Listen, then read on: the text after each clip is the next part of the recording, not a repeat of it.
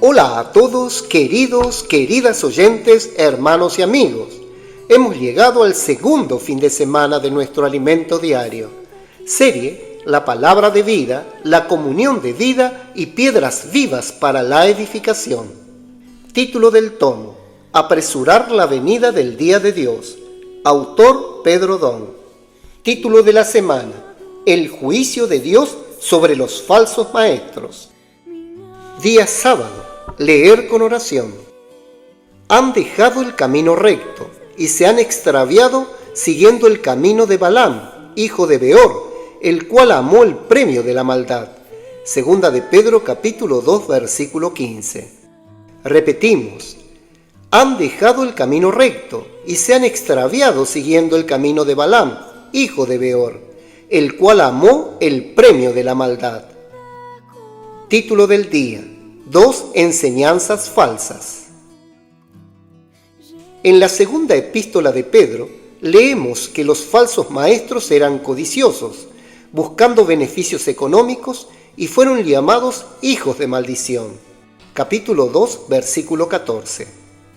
Ellos abandonaron el camino recto y siguieron el camino de Balaam, el cual amó el premio de la maldad y fue reprendido por su iniquidad, pues una muda bestia de carga le habló con voz de hombre, refrenando su locura.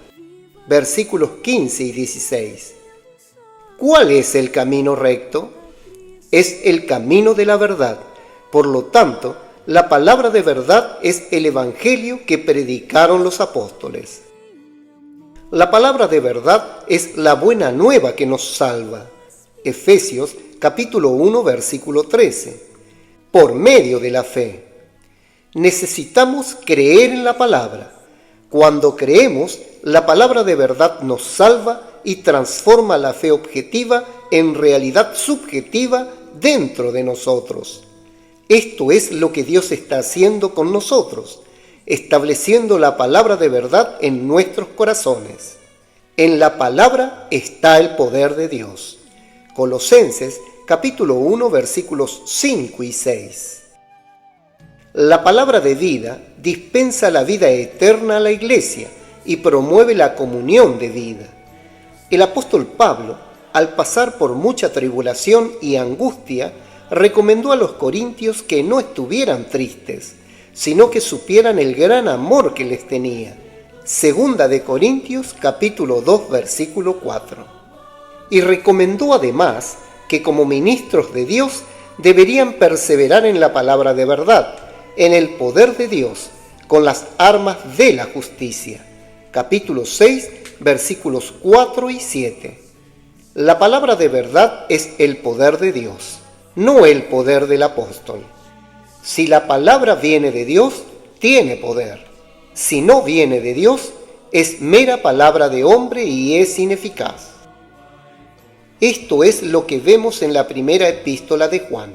La palabra de verdad promueve la comunión de vida para el crecimiento de los miembros con miras a la edificación del cuerpo de Cristo.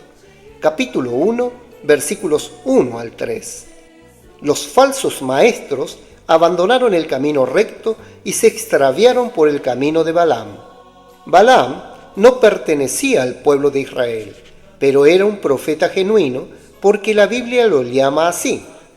Sin embargo, amó el salario de la injusticia. Apocalipsis, capítulo 2, versículo 14. Y fue contratado para maldecir al pueblo de Dios. Nehemías, capítulo 13, versículo 2.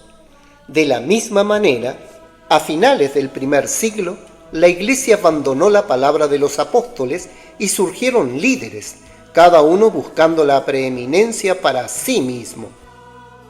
En el año 67 después de Cristo, todos aquellos en Asia a quienes Pablo había ministrado la palabra, lo abandonaron.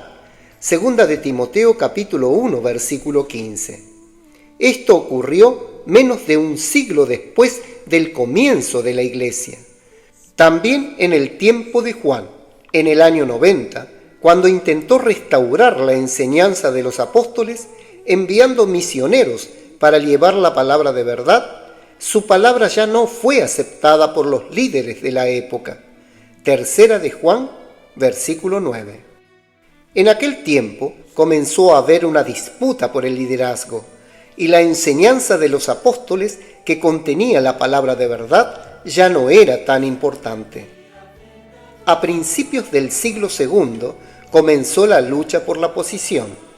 Surgió el sistema clerical, que establecía una distinción entre clases, clérigos y laicos. Como no todos entendían la Biblia ni sabían hablar la palabra de Dios, se creó una categoría superior, el clero, aquellos que se ocupaban de los asuntos de la iglesia. Los demás eran laicos, miembros ordinarios que asisten a los sermones, trabajan en sus profesiones y traen sus ofrendas. Esto no es bíblico. Esta es la doctrina de los nicolaitas, que estableció la jerarquía en la iglesia, sirviendo como base para que también entrara la doctrina de Balaam. Por lo tanto, son dos enseñanzas falsas. La doctrina de los nicolaitas, que hace distinción entre clérigos y laicos, y la doctrina de Balaam, la cual afirma que los que sirven en la iglesia deben ser sustentados, es decir, recibir un salario. Apocalipsis capítulo 2 versículos 14 y 15. Este vicio se ha perpetuado desde el siglo II hasta nuestros días. Si alguien es asalariado, pasa a deber favores a la persona que le paga el salario. Nosotros servimos a Dios. Él es quien paga nuestro salario. Nuestros colportores no son contratados por nadie, sino que han sido contratados por Dios. El Señor los sustenta. No deben favores a nadie, pues siguen la dirección de la palabra por la cual son gobernados. Amén. Querido oyente, escriba a continuación su luz en la palabra, dirección y amonestación de lo que recibió de la lectura de hoy. También ore y haga un grito de guerra basado en estos ítems, para que la palabra profética quede sedimentada en su corazón. Jesús es el Señor.